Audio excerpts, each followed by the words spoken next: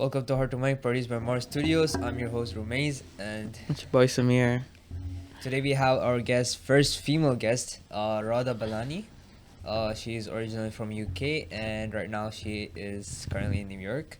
She has experience in media and sports, especially in soccer, and also right now she's working with community development programs, I believe. Social impact programs. Social impact programs. Yep.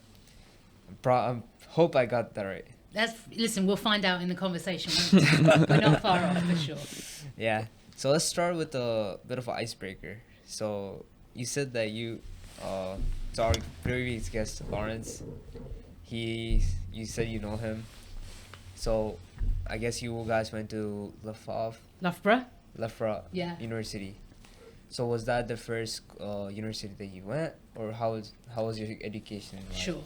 So university in the UK is a bit. Before you said that, your face is like blocked by the mic arm. Mine. That's probably good for everyone. I'm just gonna lower it and then let's go up. So that you can actually Cool. talk. Yeah. How's I don't that? want your face blocked. Does that work? And you still Yeah, getting the that's way sound? better. That's way better. Yeah. Okay. No, it's a camera, so I can see your face. No you know? problem. Yeah. So universities in the UK are quite different to the US in terms of the process and your journey when you're there. So you specialise really early in the UK, even though loads of people, whatever they do in their careers, got nothing to do with their degree. But so I went all the way through what you would call high school, and I knew from the age of 14 that I wanted to go to Loughborough or I wanted to go to Duke over here. And I landed on Loughborough because I wanted to study sports science and English, because when I was younger I thought I wanted to be a sports journalist. A little bit of me still does, and I still get to do quite a lot of writing, and I still, do speak a lot and I host a lot.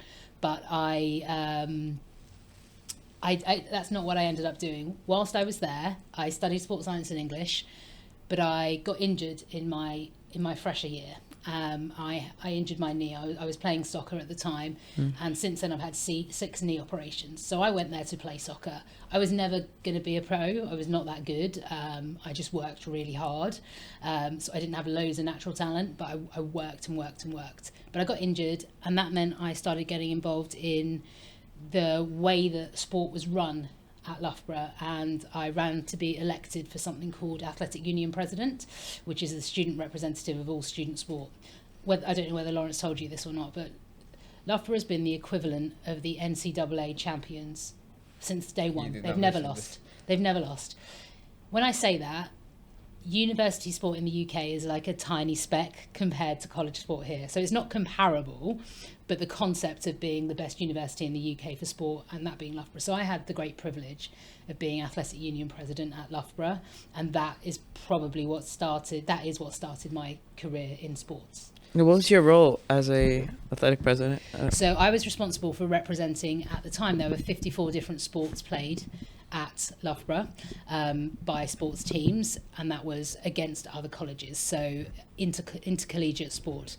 And the intramural stuff was looked after by a different body, but we were responsible for all 54 teams, their budgets, making sure they went to all their fixtures on time. If something went wrong, we'd have to put in a complaint, a claim.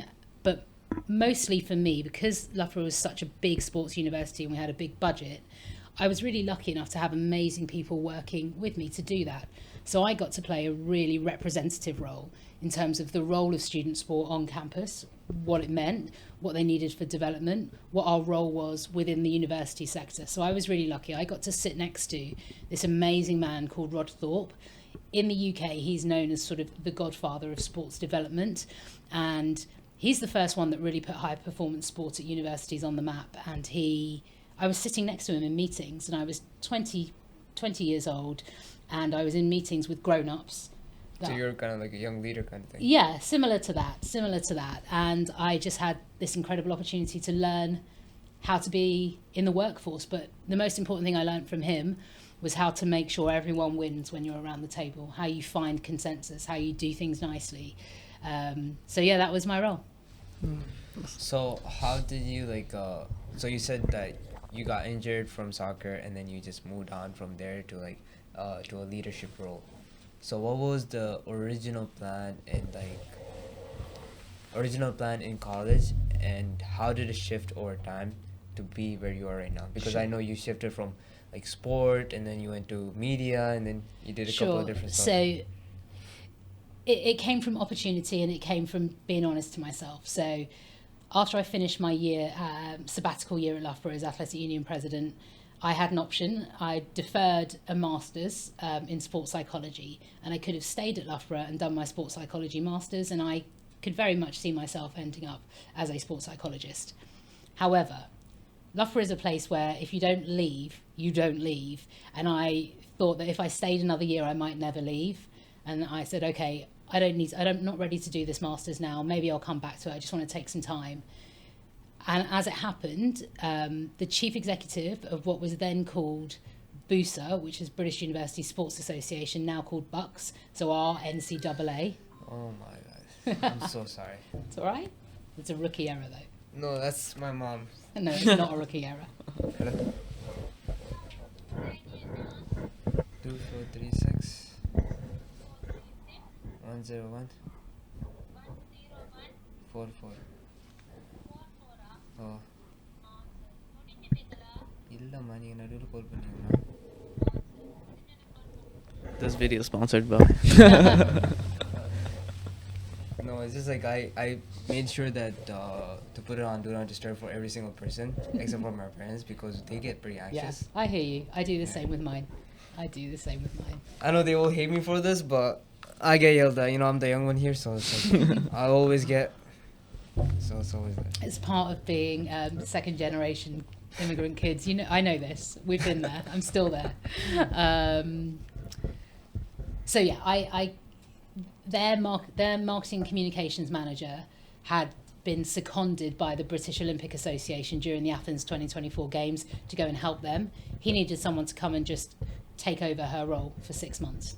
And he asked me if I'd like to do it. He asked me because obviously he'd seen my work at Loughborough.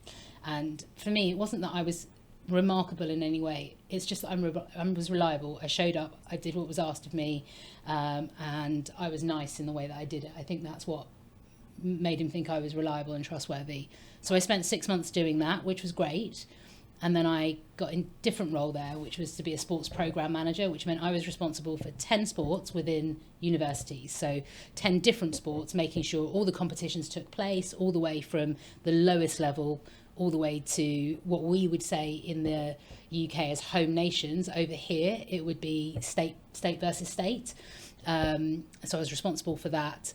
And what I learned from that, is I don't really enjoy event management that much. I can do it. I don't really enjoy having to be massively operational and plan ahead and be organised. I can do it. I'm not very good at it, and other people are better. And it was a wonderful experience. I learned amazing resilience, hard work. I met incredible people, and I got to do wonderful things. But it wasn't where my heart was. I always had something in my heart around the role of sport in the world for change. And so I took a little sideways backward step, took a pay cut, and went to work for the Football Foundation, which is the equivalent of the US Soccer Foundation. US Soccer. Yeah. So what was your role there? Like, what did you do? Because you seem to work for there a long time, right? Yeah, I was there for seven and a bit years. So I started as a small grants project manager, which was how do we get money out into communities to get new teams started. So whether those are adding additional age groups, adding a new girls section, adding disability soccer. So I started as a small grants project manager, and I had 4 or 5 different roles there over the time, and I ended as head of communications and corporate relations. And I went from small grants to big community grants that worked alongside big soccer pitches being built. And during that time, the EPL, the Premier League, decided that they were going to bring the community side in-house, and they were going to look after that versus giving it to the Football Foundation to look after. So my job for the last year or so was to close the community programs that I was on and hand them over to the Premier League. And when that had been done, I knew my time was ready to leave, so I left at that point. I have a quick question. Lauren said when we had the podcast with him yesterday that roles are not really that important. I'm just curious, Yeah. right? So in the UK, are roles really like a big deal, or is it like only the money aspect? Because that's what he literally So said. he was like, Yeah, but he works in finance. Oh yeah, that's I work in sport for social change. If it was about money, I'd go and work for one of the big four as a strategist there, because that's what I do. I'm a strategist, and I'm a man. You know, we're a consultant, so I could just go and work for the big four, get double the amount, but have no soul. You know, no, for me. the thing that he did say, I think he got the thing wrong. So he was like, oh, in UK, the tradition or like the culture is in a way that they care about the income that you make and not the title of the job that you do. Yeah, when you're going for jobs, I think in the fully corporate world, absolutely. But I think in the niche sort of world that I'm in, I think it's a bit of both. I think it's a bit of both. We're talking about, I'm sure Lawrence earns 70 million times more than I do.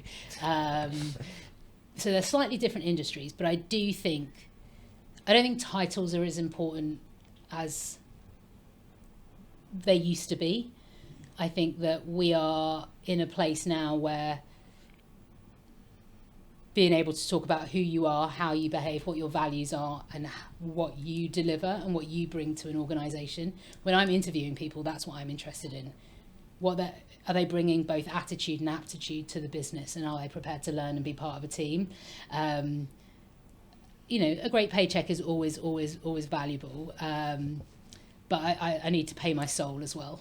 Makes No sense. offense to Lawrence, because I'm sure he does that as well. No, he also mentioned that doesn't matter if you make a penny or not. If you do what you love, that's going to actually fulfill you more than the money. I agree, and I think that's true. I think that's true for people that are privileged enough to be able to do that. You know, I think that there are people out there that work just to make ends meet, and I think they would love to have the privilege to be able to do something slightly different, but the world doesn't give them that. And I think that what you do at NYCFC allows that shift to happen for people and allows them to move up in terms of social capital. Okay, so how did you move on to like what you're right now? Sure. Like, Yeah. Okay. Think beyond social sports for social change, and also like the media aspect. Yeah. And like meeting with people like Billie Jean King. Sure, no working with problem. them. So after the Football Foundation, I went to a place called Women in Sport, which is like the Women's Sport Foundation over here. And I looked after I set up a consultancy for them. And, my job was they're a brilliant research organisation. Everything we learn from the research, what does that mean in real terms? How can sport use it to make sure that all women and girls get the opportunity to reap the benefits of sport? So I did that for a bit. And then I went to somewhere called London Sport, which was setting up a new organisation to, make sure all Londoners had the opportunity to reap the rewards of sport. And then after that, I joined Think Beyond. And all the way through my career, there has been, what is the role of sport in the world? It's always been sport for social change. It's just that there really wasn't an industry called that at the time, and now there is. So I've been with Think Beyond for 7 years. I started as Director of Strategy. We went through some other funny job titles like Director of Design and Facilitation, and I'm now one of 3 partners that runs the business. I'm the managing partner based out in New York, and my job here is to re-establish our physical footprint here after COVID. We have a number of US clients, but we didn't have anyone here after COVID, and to grow the business out here, as well as look after our US clients, grow our presence, grow our footprint, and hopefully grow our influence around setting new standards of excellence for sports role, in terms of having purposeful leaders in this world that care about driving business and social and environmental agendas together, about having leaders that have profile, athletes, etc., using their profile to drive change, having sustainable organisations, that's everything from environmental sustainability all the way through governance into DE&I and how we treat our people, so people, planet, community, what we do around us, and then how we actually use sport on the ground, impactful programs for change. And then finally, the real power of sport is when we can use it for mass mobilization to change behaviors. And that's really about how we communicate what we do. And so with all of that, my job is to work with organizations to work out where they are on that journey and how we can help them do it. As part of that, one of my clients is ESPN.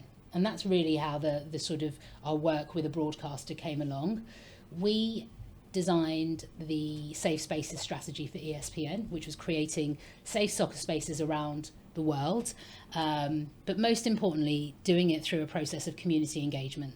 So we're not going into a favela, to a slum, to a barrio, and just plonking a pitch down and saying, here you go, be grateful. We're going in and engaging with communities to understand what they need, what a sports space might do for them, what would happen on it, what sort of programming do they need to make sure that we get education outcomes from them, health outcomes. And during that process, we have the space built, we do a big inauguration, and then the community owns that space and they drive some revenue from it so they can maintain it, and we support the programming that takes place on it. So we've done it all over the world, and we're now doing it in North America as well. And through that relationship with ESPN, they created their partnership with Billie Jean King to set up the Billie Jean King Youth Leadership Award as part of the ESPYs and the Sports Humanitarian Awards. Yeah. And in the first year, it was just an award, not just an award, it was an amazing award with a scholarship or donation to a non-profit. After that, Billie Jean King and ESPN decided they wanted to do some programming alongside it. So making sure that these youth leaders got a leadership program where they were supported, and they gave us the opportunity to design and deliver that program. And so I've been doing that for 5 years, and it is honestly one of the most valuable pieces, like the most soul-nourishing pieces of work I will ever do. And I'm so thrilled that we're doing it again for 2024-25. So wait, do you scout these young leaders, or like both? People? We work with our sister non-profit, which is Beyond Sport, to put the call out for young people like yourself to apply, put a nomination in, and we get all of the nominations together. You know, we actively go out and seek these nominations. We support people in writing their applications. You know, the idea isn't to give the support to give an award to the person that can write the best. It's about what you do, and so we help people articulate what they do as well. And then we get to do the most wonderful and awful thing, which is we get to read everyone's application, listen to their videos, listen to what they say, and see this incredible number of young people changing the world. And then we have to choose some of them. That's so hard, because it's like, who's great and who's great? And so we do have to make sensible decisions. So who's going to, some people aren't meeting the criteria, and that's fine. And we do get to make these decisions and invite people to have hopefully what is a life-changing experience for them, whether that's the national honorees that get to go to the ESPYs and have that experience, but all of the honorees who get to have a year's worth of leadership programming, speak to experts, have one-to-one coaching with me. For me, that's a privilege that I get to be in everyone's corner. And it's not just for the duration of the program, it's for the rest of their lives, as far as I'm concerned. Like, I will always be there for those people because they want to make a difference. And if I can just be there to help that, and that isn't that I have the answers. Sometimes you all just need to know that you're doing fine, and that you need someone that's not in your day-to-day life to speak to. And I'm that person sometimes. And sometimes it is about guidance and advice. And a lot of the time it's just about cheering you on. So what are some ways you choose these people? Like, Sure. I'm sure you get a lot of people. Yeah. So there's a set criteria, and the main part is, how are you using sport as a catalyst for social change within either your community or a wider community? So some are using it for advocacy to change laws. Some are using it, like you, directly in the community, trying to create ways that young people can take opportunities that wouldn't necessarily be there for them, to be able to use your app to find a safe, fun place where they can feel included, to have a pickup game. And so they have to meet the criteria. There are lots of wonderful young people who volunteer for non-profits. That's great, but that's not what we're looking for. We're looking for the ones that go above and beyond that. It's about the people that come up with something new, that say, you know what, we don't have a homework club, and therefore when we're coaching, the kids are worried that they're not going to get their homework done because they've got such a small period before they need to get home, because their parents need them at home, because maybe their parents don't speak English as a first language, for example. And so how do we look at those young people who say, I'm coming up with ideas to solve problems? You know, amazing young people who set up their own non-profits and collect lightly used sports equipment to make sure others that wouldn't be able to afford them can get them. The ones that challenge unfair discriminatory laws about religious headwear when you're playing sports. So we go through and we just see who meets the criteria, who is going to really, really take value from the programme, and who's going to continue to make a difference going forward. Honestly, it's such a hard decision. It's heartbreaking and heartwarming. How many applicants you get? It changes every year, but you know, anything between sort of 50 and 70. I think this year we're going to have 1,000? more. No, just numbers. Okay. But this year we're going to have more, Okay. because there are 20 regional honorary spots available and 3 national. So that's That an could be a additional lot. 10 to So I last could year. apply. You can apply. You can apply. Okay. The expression of interest is open right now, Maybe and the we'll. formal application will open in a few weeks. Okay. Maybe we'll talk after this. We can talk. But being like the strategist and like consulting with a lot of these things, like you set up the programs to help other communities work, right? For example, like CITC, they do like set up these new sites in New York City, obviously, to bring in free soccer for every single kid to play and enjoy it. So how does one, right? Let's say for example, like someone's graduating out of high school or college and wants to do that. Yeah. How does one follow the path to get to that This is place? a great question. So our job would have been in that scenario with CITC is to help them establish the strategy that they were going to follow. Like, so if the question is, we want every single young person in New York City to be able to access soccer for free and enjoy it. If that's the challenge, our job would be to come up with a strategy to do it, right? So I think that there are 2 parts to the question is, do you want to be the people enabling the people on the ground doing the work, or do you want to be the ones on the ground doing the work? Now, I know I'm better as an enabler, but I think the journey is very similar. It's about getting experience. For some people, that means, some people that will mean a college degree. I think college degrees are important. I don't think they're everything, and I don't think they're necessary for every job. For the jobs that we have that don't need a specific technical skill, and the technical skill jobs that we have are normally on the more environmental side, I do not have a requirement that you have a college degree. If you do, that's great. I'm interested. If you don't, that's great. I'm interested, right? Yeah. So I don't think people should be too worried about college that. degrees. I think it's amazing if it's something you can afford and you want. But I value diversity of thought, so I want both, people that have and people that don't. The way that I think it works now is because this is such a new industry, there isn't a well-worn path in. There's starting to be more of a path. There will start to be more graduate programs or first job programs that start to come out. For now, I think it is about being bold and asking people, do you have anything? Can I just have a chat to you to understand how you got into your job? Would you mind just having a look at my resume? You know, I didn't grow up with a network of people, you know, and the way that I did it was that when I met someone that I thought was interesting, I'd ask if I could take them for a coffee and could I hear about their approach. And that has really helped me. So anytime anyone reaches out to me on LinkedIn and asks that, and if they ask it in a way that makes me think they're going to be prepared for a conversation, I will always say yes. So I think that's an important thing to do is when you see something you're interested in, reach out and ask questions. Just don't reach out without preparing yourself. Go and do your research. Think about the questions you want to ask and why you want to ask them. And I'm sure most people will give you that time. I think it's keeping yourself informed about the sector, you know, reading what's going on, finding out why we do sport for social change, finding out what that means for a brand, finding out what that means for a sports property, a team, a league, a franchise, finding out what that means for an athlete, and reading and learning about it, and then just asking questions, going and talking to people and asking questions. Obviously look for the jobs online, whether they're on LinkedIn, Teamwork Online, you know, wherever else. But I do think that given where we are in the journey of sports impact and sports for social change consulting and sports sustainability consulting, I think there is still time now for people to chart their own path in it. I think in maybe 3 or 4 years it will be slightly more formal.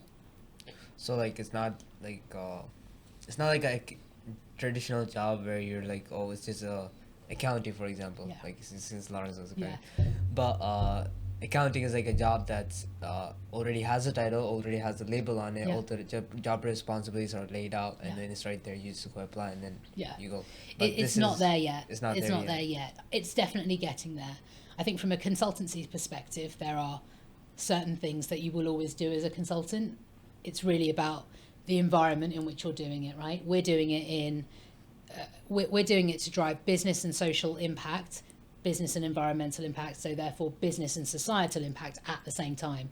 This isn't just about doing something nice, you know. Philanthropy is just about giving and not always expecting impacts on return. So we've got philanthropy there, and then you've got CSR, corporate social responsibility. That's kind of about obligation, you know, and it's fine, but really what I'm interested in is shared value, so that doing good and doing well is part of the fabric of your business. It's just who you are.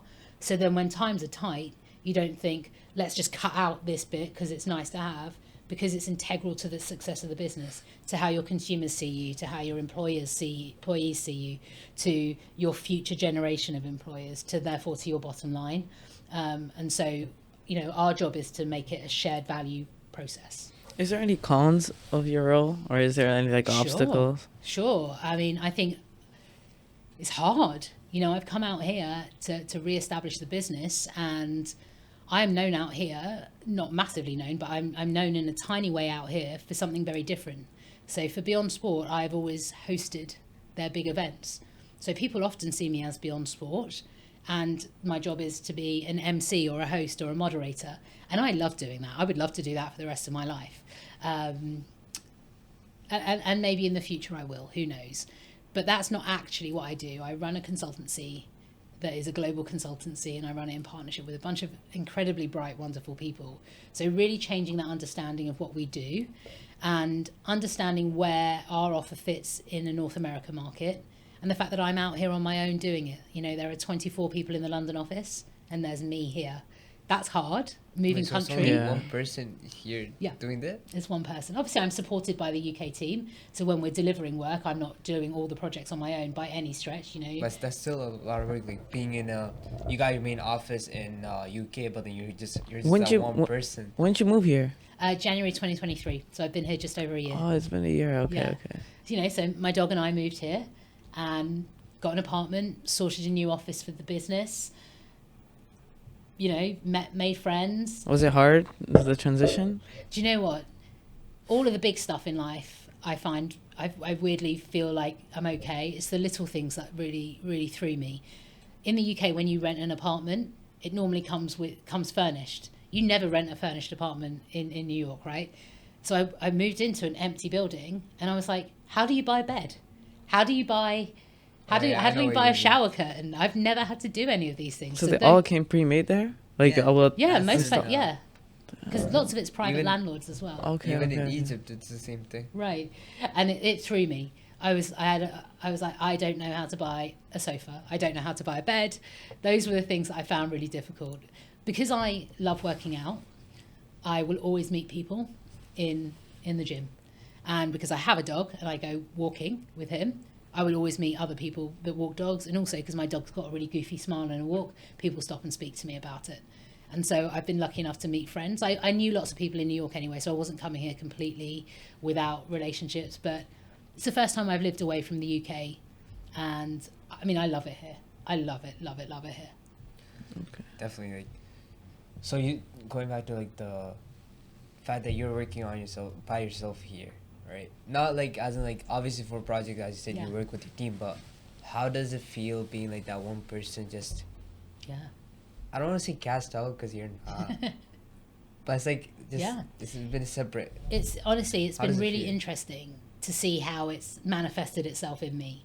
I spent last year probably not working from a place of trust and confidence in myself. And I can look back now and say, okay, I should have started with trust and confidence and asked for more help on the way. And so this year, like I make a vision board with my therapist every year, and this year at the bottom of it is confidence. Just trusting my ability to know when I need help, and trusting my ability to know what I know and work out what I don't. So last year was hard because of that. Knowing that I'd played such a role in the UK, in the development of the business in the UK, I've been there for 7 years, so I'm one of the longest standing members of staff. I think I was employee number 5, and now we're up to 25.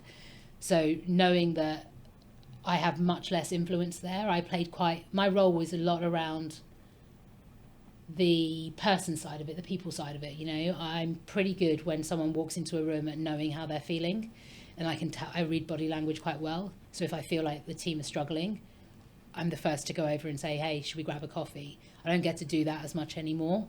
And the other thing that was honestly really, really hard last year was that my father passed away in August, and I managed to get back in time, and I got extra week with him, and I was really lucky that we were able to do all the services and the ceremonies. Sorry to hear that. Thank you. Sorry. And you know, and just to see what a remarkable human he was, and the impact on the hundreds and hundreds of lives that he had, that people came up and told me about.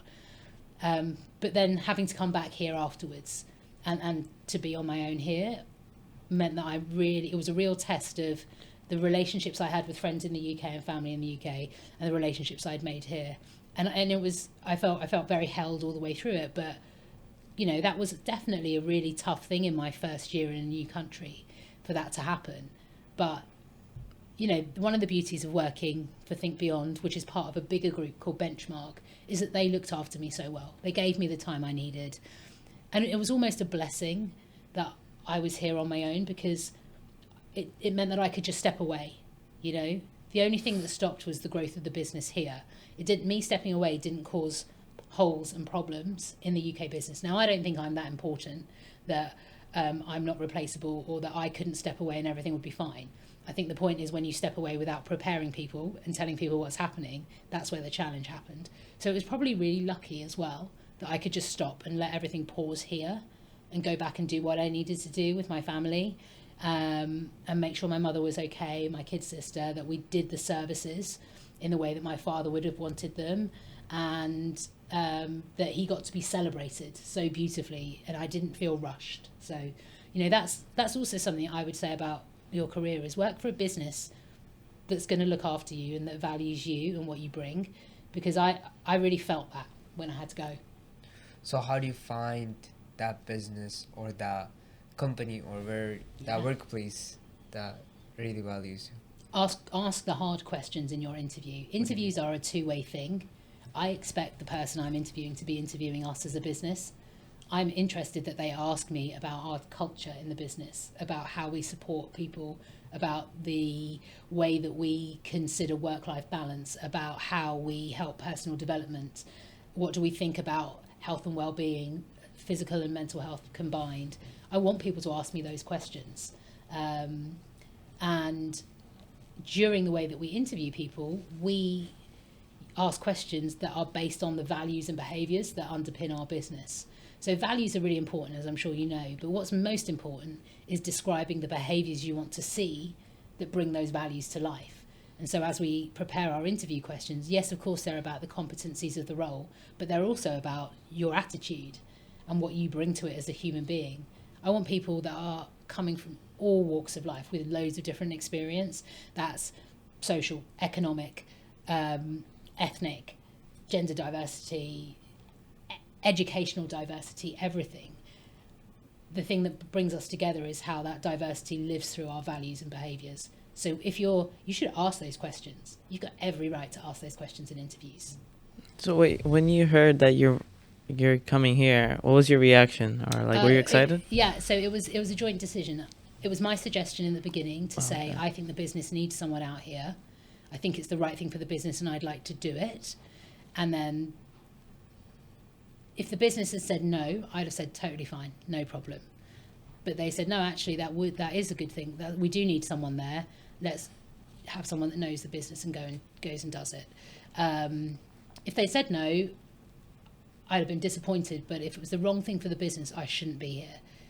We decided it was the right thing for the business, and it took us 2 years for my visa to happen, because it was kind of during COVID, and is the sort of visa that I was coming in on. It took 2 years. So the business had moved on since then, so things were a little bit different. But I've wanted to live here since I was a kid. I've had this thing that I've needed to live here. So whatever happens, however successful or unsuccessful I am here, or if we decide, okay, I've set everything up here and I need to hand it over to someone here and head back, I will be grateful that I had the opportunity to like live the 14-year-old's dream, and I get to live in New York. How cool is that? Yeah. So do you prefer New York or UK? Interesting. I feel so lucky that I love them both, because then I don't feel like I'm running away from one to the other, and if I had to leave one to go to the other, I don't feel like I'd be losing. So I grew up in a really in a very white part of the UK. We were definitely the only non-whites where I grew up, and it's a little bit different now, but I grew up in the countryside. And then when I started working, I moved to London, and I've spent the last 20 years in London before moving here. And I love them both for different reasons. I really do. And I feel, how lucky am I that I've got to live in both, you know? Wait, so you watch soccer, right? I watch soccer. I mean, almost every moment of the day if I could. What's the favorite team? I mean, I'm a Liverpool fan through and through. Lived in London, but Liverpool. Let me tell you why. So my late father was in the Merchant Navy, and his first experience in the UK was docking in Liverpool, and he became a Liverpool fan. So when I was 4 years old, he was watching a game on television. It was Liverpool versus Chelsea. And honestly, I just wanted his attention. And he sat me on his knee and he introduced me to soccer, introduced me to Liverpool, and said, that's who we support. And honestly, my life changed that day, you know? Liverpool are actually a client of ours now as well, which is bonkers. It's probably good that I don't work on that client anymore, because I just love them too much. But I love all sport. I've played a large number of sports to a fairly decent level, a representative level.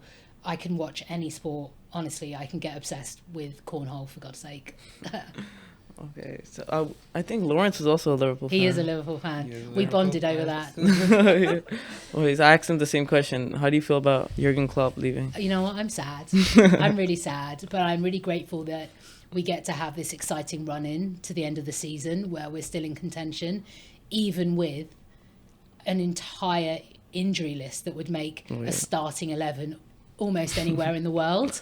And after how those kids performed against Southampton this week, I'm like, you know what? Whatever happens, we should be proud of the fact that we have maintained top of the league with that 11 off the field. And I love the fact that he's done it in the way that he's done it, so honestly, you know? And that it's clear that the ethos and the Liverpool way that he has put into the entire club, from the academy all the way up, is coming through now, because those lads fitted in beautifully. They pressed, they did the high press, they played the Klopp way, right, the heavy metal football way. Maybe not as much as in 2019, the way we used to play, the way we play now. So yeah, I'm excited to see who we get. If we get Alonso, I'll be a happy girl. Okay. I'm also going to throw a curveball in, all right? I really would love John Barnes to manage Liverpool, but I know he never will. He's an ambassador for the club, but he's my hero. If you're enjoying this podcast, make sure to leave a like, subscribe, and leave a comment. Over 90% of you guys have not subscribed yet. So subscribe. Kind of like moving back onto interviewing processes, right? Something that a lot of people, I believe, like, they get stunned over the fact of interviewing. Even I had a workshop on interviewing, and the person who held the workshop, she was like, oh, you need, like you said, you need to have a two-way conversation, you need to ask them more questions and all that. So what are some interview tips that you would suggest from your perspective? Or be yourself, tell the truth, and go in with the intention of having a two-way conversation is the start. And then when I say be prepared, what I mean is with examples of the things that you have done that are relevant to the role. So if you've got a job description and they've got a list of competencies or a list of things that they expect of you, make sure you've got an example of what you have done in those areas. or if you haven't done anything directly in that area, something that you've done that's similar, that has a transferable skill.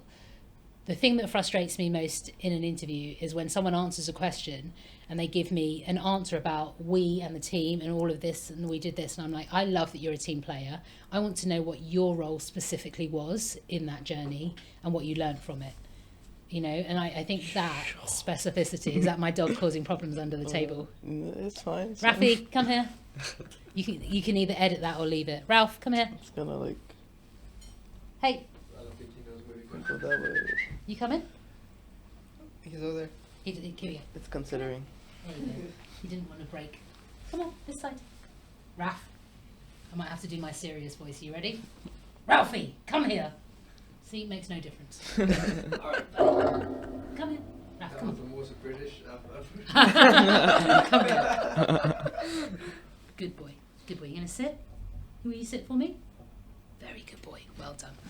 Okay, after that intermission, we are back.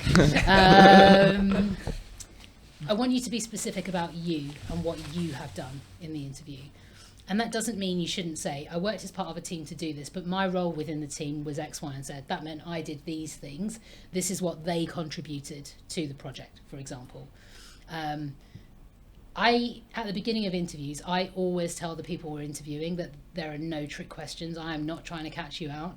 I'm interviewing you for you to be successful and thrive. And so if you don't understand a question, you should just ask for some clarity. If an interviewer judges you on that, you don't want to work for that company, honestly. Interviews should be about us trying to sell our business to you and say, we want you, this is why we are a good company to work for. And you saying, this is how I can come and make your company better. This is what I can contribute. So prepare like that, and I think you'll be in a good position. Listen, nerves are normal. Nerves have two real functions, right? There is a physiological function that prepares your body for readiness. It's really primal. You need to be prepared to perform. You know that something's coming up. It's a fight or flight thing. But to have that physiological lift is really important. The key is to not let that turn into fear. Just seeing it as, I know something's going to happen, I have to perform. So there is a risk to me here. Can I get my body in a place to perform optimally? And can I remember that I've got nerves because this means something to me? Nerves aren't bad. They're good. It's just about how we frame them in our heads. So Lawrence said one thing, right? Opportunities knock on the door and you need to be prepared to take on them. Yeah. What are your thoughts on that idea? Every single job I've had from my first job through to this one have come from opportunities where people have said, I've heard you might be available. Oh, I've heard you might be interested in this. Can we have a conversation? Very rarely have I gone through full interview processes. Of course I have sometimes, but those opportunities have come up, and they come up if you give a good account of yourself. If you are reliable, if you show up, and if you're honest, I think opportunities come your way. I don't believe in nepotism at all. I don't believe, Why don't you? Why? Because it's not fair. It's not fair at all. True. If nepotism of course exists. Yeah, it's just I don't think it means you get the best talent either. And I think it disadvantages the already disadvantaged. But giving a good account of yourself to people you come across in the business world means that if, let's say, I was interviewing someone and I know that they'd worked for some other people that I knew, I might say, hey, I just spoke to someone. How did you get on with them? I want to hear that they're great people. They're good humans. They work hard. They care. So, yeah, that's what I would say. I agree. Be ready to take opportunities, but recognise that, what's for you won't go by you. You don't have to take every opportunity. If it's for you, you'll know. I really believe in trusting your gut on that stuff. Wait, okay. So just a curious question. I'm pretty sure Ramesh was showing me that you were a voice artist or something. Yeah, I want to be one, and so I put it on my LinkedIn that I am one, and I've done little bits of it, and that's my tiny portfolio.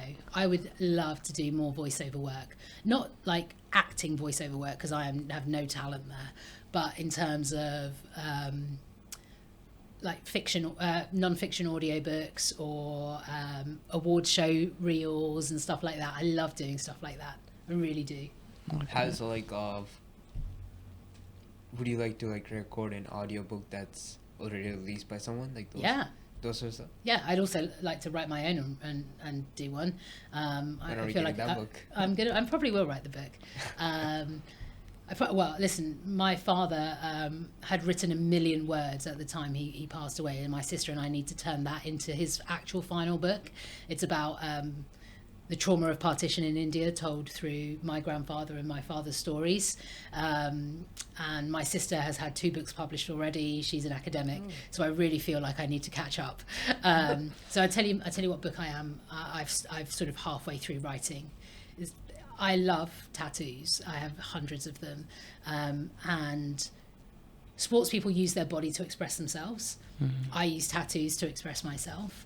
And I have in the past been a self-harmer, and so there is something really interesting about how we use what's on our bodies to talk about the stuff that's inside our minds and our heads and how we express that. So I want to do a big coffee table photo book of 10 athletes, stories about their body art and what it means. So that's what I want to do, and just link it into how we use our bodies as an expression of our insides. So you said that you used to be a self-harmer. I don't want to, if it's too sensitive. No, happy to talk about it. But like, I know for, like, there are obviously people out there that go through the same process. So what's something that you would advise on them to actually get out of that? Yeah. And like handle in a different way? Because obviously self-harm is because they probably go through stuff that they don't want to go through, like maybe a lot of depression. Yeah. A lot of like suicidal thoughts and all that. So how does one like not do that? You ask for help. You get brave and you ask for help. I promise that asking for help is the answer. And I think there are more and more ways to do so. You know, we have a campaign running at the moment in partnership with the Z Zurich Foundation in Z Zurich North America. It's called Head in the Game, and it is around youth preventative mental health in North America, in 4 states in particular, in New York, in Illinois, in Minneapolis, and in California. And it's focused on BIPOC communities, LGBTQ+, and women and girls, because they have the least access to and the most impact on mental health issues. So going and asking for help is always the answer, always the answer, and trusting that this too shall pass. Things change. You can get well. You know, I have had real challenges in my life. It included going into residential treatment for 3 months. That was whilst I was in this job as well, and they supported me through that. And, you know, I've been in therapy for a long time, for 20 years, but I still needed to go away and do the deep work. And I'm so glad that I did it, you know, and there's no shame in it. There is literally no shame in it. I guarantee that it's never, ever your fault. It is your responsibility to get well, but it's not your fault that it happened. So how did you, so you said you coped through like therapy and stuff? Yeah. That's pretty good. So I guess like going back to the fact that you having a company that values your health being involved, all that's part of it. And you know, I get to pay that forward now to our team. I really do. And the fact that we're doing this wonderful project with Z Zurich North America, people should have a look at it. You know, there's amazing resources on there. It's just at Head in the Game US on Instagram, or headinthegame.us is the microsite. It's on TikTok. With Caleb McBride has just signed on as an ambassador, WNBA, and you know, we've got athletes talking about the fact that this is real for lots of people, and here's how you can get help. And that's just one of many campaigns around destigmatizing the narrative around mental health. So you worked with Bill Jenkins, and I'm not sure if you worked with any other athletes of such magnitude, but how did that feel like? Oh my gosh, you know, meeting her for the first time was amazing, but I have to remember, she's not there to meet me, she's there to meet you. She's there to meet the young leaders. I'm the facilitator in the background. I am responsible on her behalf for making sure you all have a wonderful experience. So my job there is to make sure that everything that she needs is in a place that's there, and that you are all equipped to be able to have the conversations you need to have with Billie Jean. So you will be meeting her online shortly. We're just working out the date when she's going to meet all of the this year's cohort, and you will all have the opportunity to tell her about who you are and your work. What is remarkable about Billie Jean King is that she remembers, she remembers Matt and Harrison from 2019 all the way through to the people this year, and she'll remember what you're doing, and she cares about it, and she'll ask questions, and she'll help if she can, over and above what she's already doing. But I have had the very great privilege of working with a number of world-class athletes. As part of Think Beyond, we have a talent representation arm and a talent strategy arm. And for 5 years, I spent 4 of the 5 years delivering and designing Michael Johnson's Young Leaders Award. So Michael Johnson, 4-time Olympic gold medalist. I think 4 times I might have done him a disservice there. 400 and 200 Olympic gold medals, world records. The face of the Atlanta 1996 Olympics, and one of the most incredible businessmen I've ever met in my entire life. And I got to work with him directly, running his Young Leaders program, and watching him with the young leaders, hanging out with them, having a Diet Coke with them and having a chat, and one of them saying, oh, I fancy someone, and he getting on the phone to that person, being a real person, but also then sitting in front of them and talking to them about leadership and what it means to be a leader, what it means to be an athletic performer on the field of play. That he changed sprinting. Before Atto Bolden changed sprinting, he changed sprinting. Sorry, not Atto Bolden. Usain Bolt changed sprinting. He changed sprinting. I got to work with him. I get to work with Carl Frampton, who was Boxer of the Year in the ring, by the ring in like 10 years ago. One of the best boxers in the world, has boxed all over the world. I got to work with him for a little bit. I get to work with 2 field hockey players that won Olympic gold in Rio in 2016, Kate and Helen Richardson-Walsh. And it's wonderful, but the reality is they're humans. Our job is to understand what within those humans has made them do extraordinary things. And the best part of it is the reason I work with them is because they want to make a difference in the world. Our talent agents look after their commercial impact and make sure that they are optimizing their work on the field of play, but we only work with talent who care about something wider than that. And my job is the wider than that piece. Like, how amazing to be talking to people that are remarkable and could do nothing with that platform but choose to do something, and I get to be the one that helps them unlock what's already inside themselves. So how? Pause. Can you pull the microphone a little closer? Or come in. Yeah. How's that? You two need to come in a little bit. I feel like a little too far away. Sure. Okay. Right, sorry, go ahead. So how does it feel to mediate between like the young leaders who actually do like these amazing things and like magical stuff that they do? Like some people are like they have their own books written and stuff like that, and to work with athletes who have accomplished like world-class level. So how does it feel to like mediate between that and like? I do exactly the same thing. Nothing changes because I'm working with humans. You're at different stages in what you want to do, but I ask very similar questions. The coaching sessions I do for the national honorees aren't dissimilar to the first session I spend with an athlete. Just spending time with them, talking to them, asking questions, understanding who they are, what their background is, what's happened in their world to make them care about what they care about. Or if they don't know what they care about, helping them find that and helping them find the why. I do it, it's the same, it's people. It's just people at the end of the day. It's just that the platform is different and the level of life experience is different. So do you think that people crazy over people like let's say for example Messi, someone who's like everyone who crazes over. So do you think that people crazing over him like that is like kind of a bad thing, because he's at the end of the day he's also another human. He also needs his space and all that. I think that there's a line that people cross that they shouldn't. But the reason that sport is such a powerful tool is because we have these wonderful role models that can either use their platform for good or use it for bad, right? We've seen both in this world. Yeah. I think one of the interesting things is there was a study done by MIT, and in the 50s, when you asked people who influenced them the most, sports people are around 20%, politicians were around 20%. MIT reran that study, I think it was 2021, 2022, and athletes are 51%, and I think it was 51%, and politicians 5%. Damn.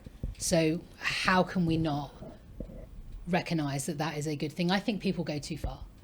You know, being intrusive into their private lives, to their kids' lives, I don't think that's okay.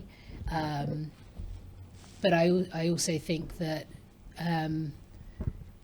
you know, I think we could better prepare our athletes to understand how to manage it and to support them, particularly those in soccer is a great example. You know, you come in at such a young age. You know, on Wednesday, Liverpool fielded a 15-year-old, right? A 15-year-old that starts earning the sort of money that he may start earning, they're not supported around themselves with people that are real, not people that just say yes to them. We've seen what happens to athletes. We've seen what happens if they get injured and they lose their career. We've seen what happens at transition. And I think sport is getting better at putting the protection around athletes, and certainly some stuff I've been lucky enough to work on is around athlete transition. And part of that is about recognising athletes as whole people. At performance level, some athletes, when we've done athlete research and I've been doing focus group with athletes, they've said, I just need to be more than my time. I need to be more than my stats. I need to be more than that. And if we allow them to be more than that whilst they're competing, A, their performances will be better and more rounded because they won't overthink things, and B, they're going to have a safer transition out of the sport and probably a more lucrative career at the end of it. It was fascinating that 51% Yeah. of athletes, they could like win elections maybe. You know what? We've seen it before. Actually, yeah, maybe, yeah. Tony Weah. He's Yeah, played. Wow. Okay, you need to look up Tony Weah, and then his son plays for the US. Oh yeah. No, George Weah. Tony, his son, plays for the US. George Weah. What is he? Oh, wait. He was president of. I've forgotten the country now. I think it's in sub-Saharan Africa. That's bad. That I've Oh yeah, forgotten I it. think I heard of that too. Yeah. Yeah, I think I mean, he he was FIFA World Player of the Year. He won the Ballon d'Or. Oh yeah, I Oh, think yeah, I it heard was- that. yeah. Yeah, it was one I of thought the. they were making a reel out of it. Yeah, and, like, kind of like it was supposed to be a funny joke about it, but yeah, I think that Yeah. was about. And then that his was son started playing, right? And then, of course, you have it when it all goes wrong, like in Pakistan with Imran Khan. You know, yeah. he was one of the greatest I cricketers of heard- all time. Yeah. You know what? We're not going to get into Southeast Asian politics here, but I think the point is that we've seen it. We've seen it. I did not know that Imran Khan was a cricketer. Yeah. Oh, yeah. My He's friend in, crazes over him. Ah. He's in jail. Yeah, I know he's is in now. jail. My friend crazes over him. There was a little rumour in London for a while that Sol Campbell was going to run for mayor of London. Also, it's ironic that isn't like the prime minister Indian, right? For the Yeah, UK. Rishi Sunak, That's yeah. very What are your ironic. thoughts on that? Honestly, you being an Indian. I am so disappointed because I think his politics are awful. The fact is that he is the son of an immigrant, and he wants to ship people in planes who are seeking asylum and send them to Rwanda. I think he is doing nothing for the South Asian brand, and neither are the other politicians of our descent. Their politics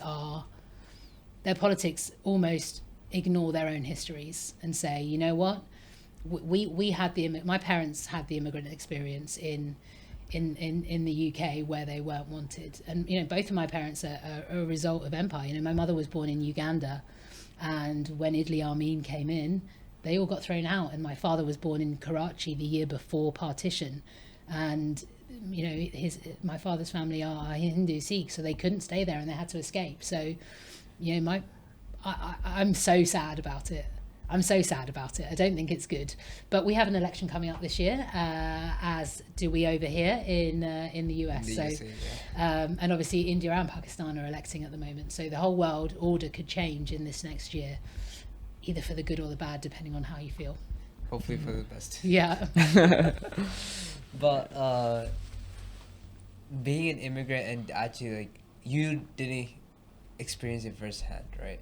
But hearing about the story about Indian partition, because that was a big moment in history, and your mother was from Uganda. Yeah, she was born in Uganda, but they're all Indian. Alright, so all that, like, how did that, like, Because me personally, I was born in Jordan. I lived in Egypt. Mhm. Right? I was raised in Egypt, and I came here. But how did that feel for you? Because I felt it at first person, but you Yeah. were like, I honestly, I found it so hard to really understand my heritage. And it's been a real journey. I'm so proud of it now, but there were times where I was scared of it because it made me different. I was always quite different to people, but it made me different, and I didn't want to be different because no kid wants to be different. You want to be part of, you want to feel the same. Yeah. And I was so different. Now I'm so proud of it. I'm so proud of everything that it's given me, but also the fact that my parents brought us up very liberally. You know, we didn't grow up around lots of other Indian families, so I had a very different experience to lots of my cousins, and so, you know, I've had a more rounded experience in some ways, and I've met a broader range of people in my life. But I've also travelled the world with my job. I've been to so many different countries. I did a huge piece of work for the Commonwealth, and travelled all over the place and spoke to people from 71 different nations and territories, you know, and you know, and then I've also had the privilege of inaugurating a safe space in Sao Paulo, and one in Bogota, and two in India actually, which was working on those two spaces in India was probably a really big part of me feeling real pride in my heritage. So we opened a space in Bangalore in a school, and it was wonderful. And then we opened a space in Mumbai in Dharavi, the biggest slum in Asia, 1 million people in that slum. And my parents had just retired, and they decided they'd go to India whilst I was going to be there working, and they were going to come and watch the inauguration. And that's the first time my parents have really seen what I do at work. And it was really special to be able to have that moment with them there. We had some cricketers come down. It felt like 1 million people were there. You know, it was amazing. But that was, my work has also helped me heal that relationship because I get to go and work there. So, you know, I think it's a journey, because I experienced racism. Of course I did. Not in the same way my parents did at all, but we all still experience racism and discrimination, whether they're microaggressions, assumptions people make. You know, when I started speaking once, someone said, "Oh, I didn't expect you to sound like that," or when people say, "Oh, where are you really from?" You know, that sort of othering, it still happens, and it still happens a lot. But that's also, you know, I get to make a difference in work with that. You know, we do a wonderful project for the North Face, which is around making the outdoors more accessible and more welcoming to ethnically diverse communities. You know, I've never been skiing, right? I had an opportunity to go skiing when I was 14, and I had really bad shin splints at the time. And I went to the hospital, and they said, if you put a ski boot on, you'll break both legs. You can't go. And obviously, you know, my parents, I'm a working class kid. Skiing wasn't on the agenda, you know, in the countryside. But I always think about the fact that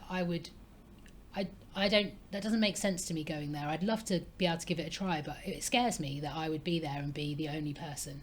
So the work we're doing with the North Face is about changing that.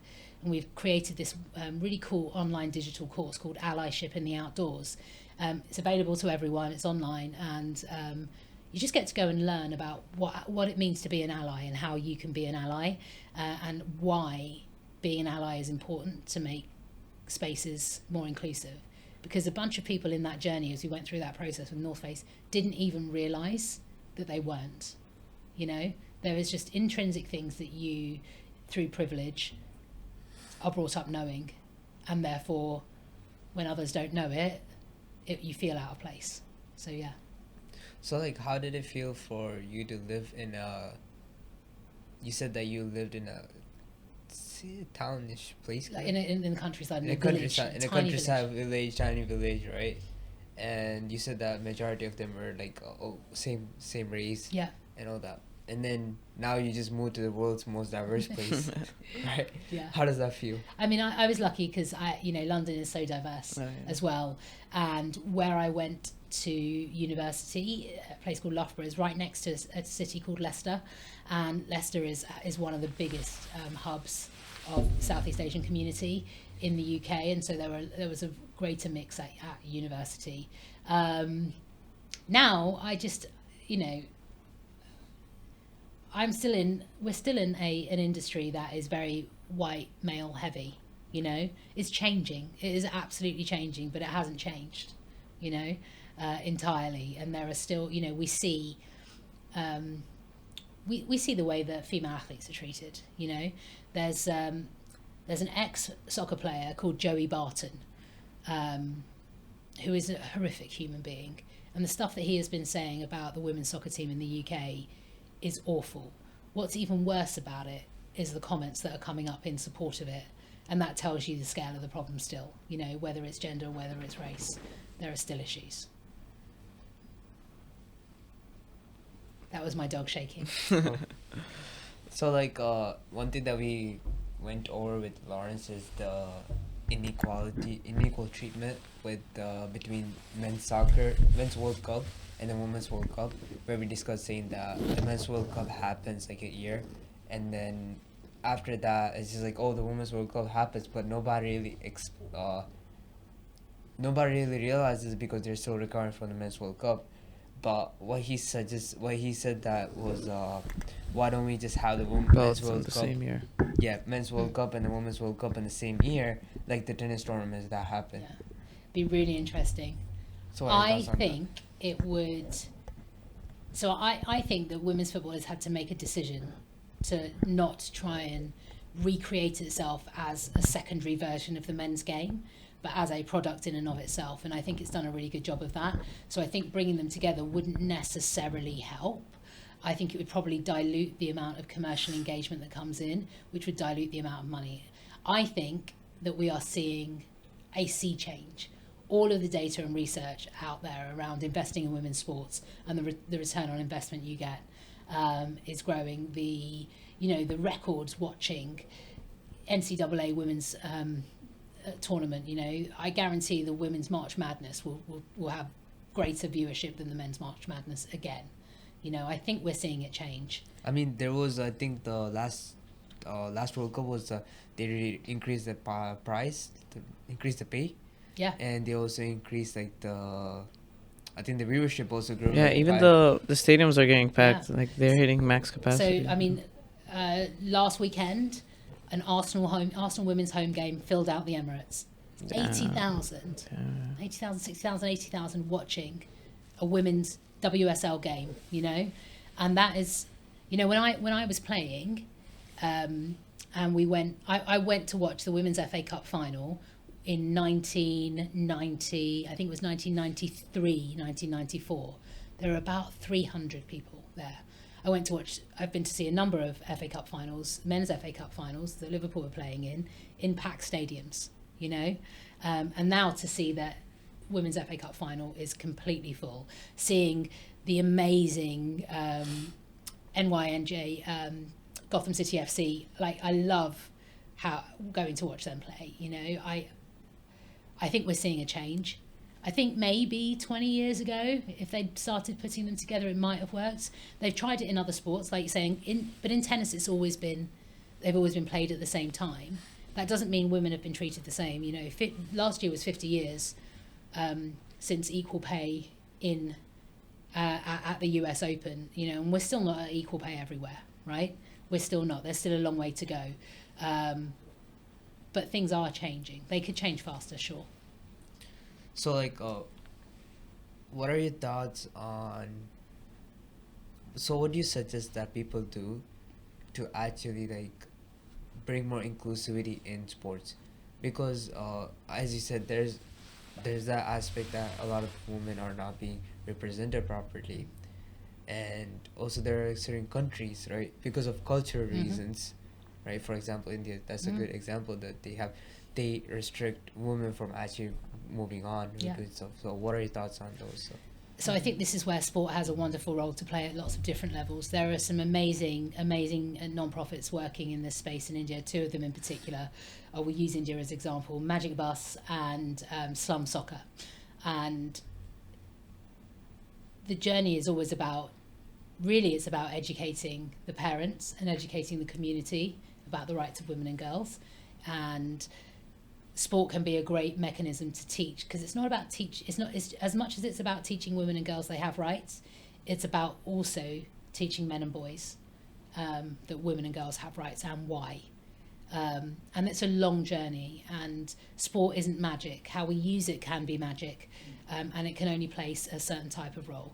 So there's what happens on the ground, and then there's what happens in sport in and of itself. So the bodies that organise sport, who's on their board, who's making the decisions there. You know, if their board is 70% of the same human, they're going to make the same decisions all the time. So sport has a responsibility to, in and of itself, the people running it should represent the people that they want it to be for. And then where do brands come in? You know, where do brands come in and say, we're not going to sponsor that unless actually we want to do a women's engagement program with you. I'll give you a really good example. Canadian Tire up in Canada, 50% of their sponsorship dollars go to women's sports, full stop. You know, that is a powerful statement for a company to make. And then how they build it up, how they deliver that on the ground through their foundation, through Canadian Tire Jumpstart charities, is also relevant to that. And then you have the government level, right?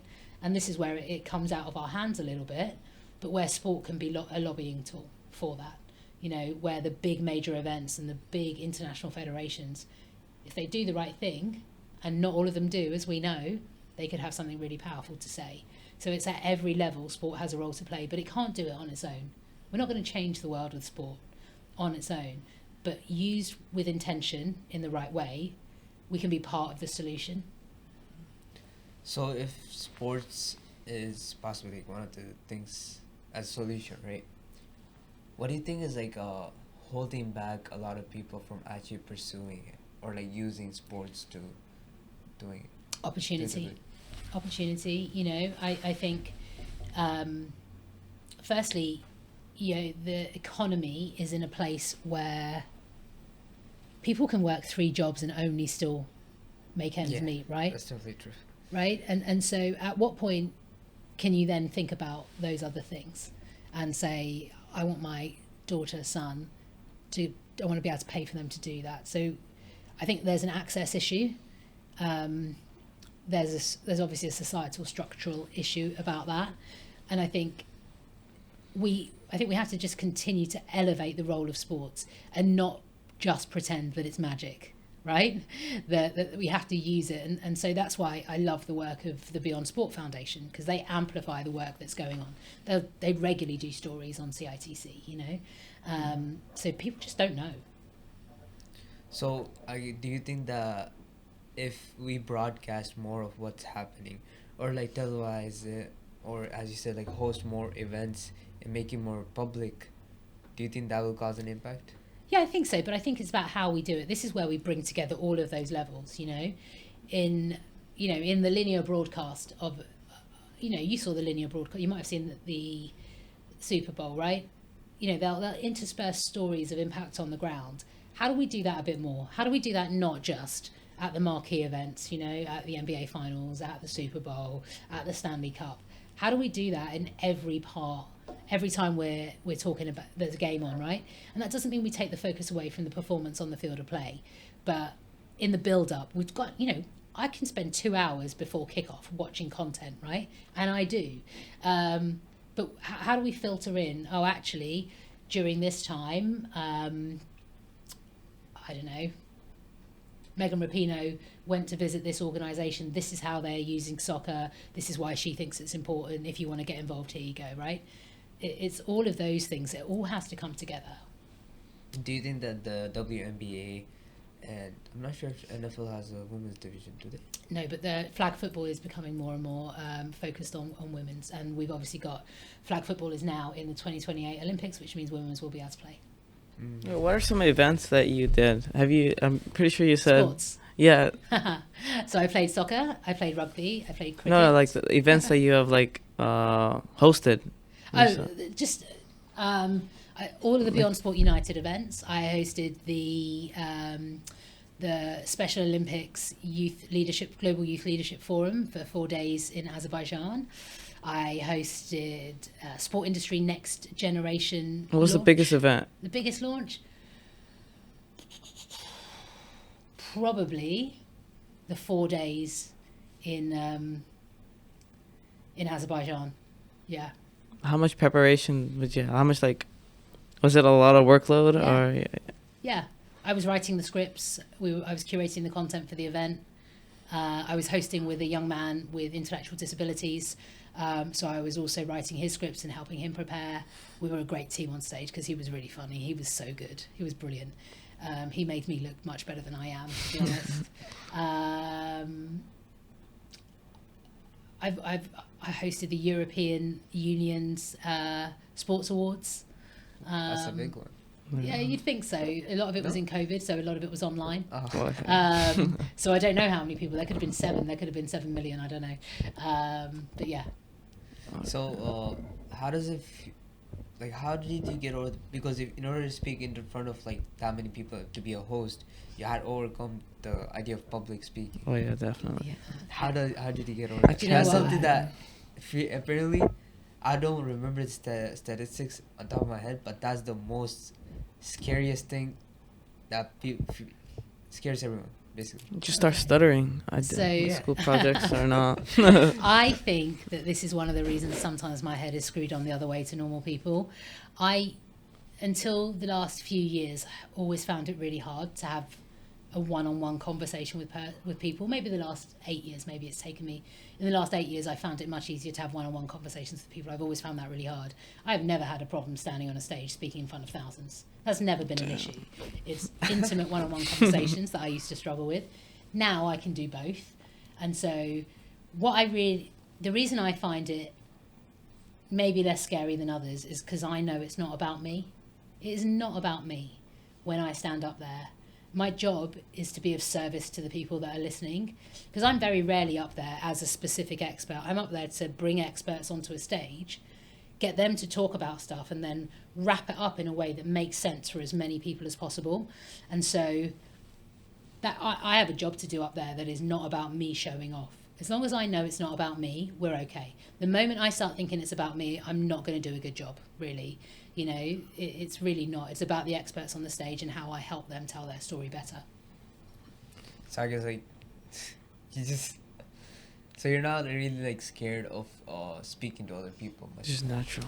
It's just natural kind of for you. Yeah, but I've had, what's unnatural is speaking to people one-on-one, and I've had to learn how to do that. I still get nervous about that.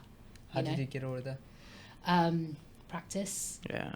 How do you and suggest? trusting with trusted friends helping me. You know, I always found 2 people conversations terrifying. 3 people was okay, but 2 people was terrifying, and now I'm fine. We're fine right now. We're totally fine. We've got 4 here and a dog. I'm safe. But yeah, I found it really, really hard, and just part of that is just getting to know yourself and understanding why you're scared. You know, because I just didn't have lots of self-confidence and self-esteem, and you just build that by doing good things. You build self-esteem by doing esteemable things and trusting that you're a good human and that you're trying your best. I mean, you had a hobby of being a journalist, right? And Yeah. then so I think it was just natural for Yeah. you. Telling other people's stories is amazing. And then voiceover, yeah. I think that one thing that when you mature on is that you need to know how to tell stories, right? So how does one learn to actually curate a story and present it properly? I- Because that's I- like one-on-one conversations too. Yeah, three things that I think make stories interesting. You make a statement, you say some sort of statistic to back it up, and then you tell a story that's personal. The only way to tell us to make people engage is to tell a human story. You know, we can talk about big statistics and we can talk about, you know, what they mean, but what they mean to an individual is the most important thing. So whenever I'm curating content, I'm thinking, what is the statement I want to say? What do I want people to know? What's the data that backs it up? And what's the real story that makes sense? So if we're talking about diversity and inclusion in sport, right? I might say a stat, like I might say a statement about why it's important. I might say a statistic that backs up where the issue is, and then I'll tell a story of the fact that of my history, that I am second generation. This is my father's story. This is my mother's story. I got really lucky in sports because I went to a tiny village school that happened to have an amazing physical education teacher who was totally up for all girls playing everything, and as a result of that, I got lucky, and that it shouldn't be luck, right? It shouldn't be luck. It should be designed in that it's for everyone, and so that's how I would tell that story. Always thinking about, if you think about what makes you remember things, what do you remember? You remember the human piece, the piece that connects with you. So I think that's the most important part of a story. But how do you it's like you have a one-on-one conversation with someone, right? Obviously, when you're doing like a presentation or something, you need statistics and all that. But when you're on a one-on-one conversation with someone genuinely just, You it's just not, don't prepare. You never prepare for that. You're just yourself. Just show up. Just be you. Yeah, just be you. Just show up is what I've learned.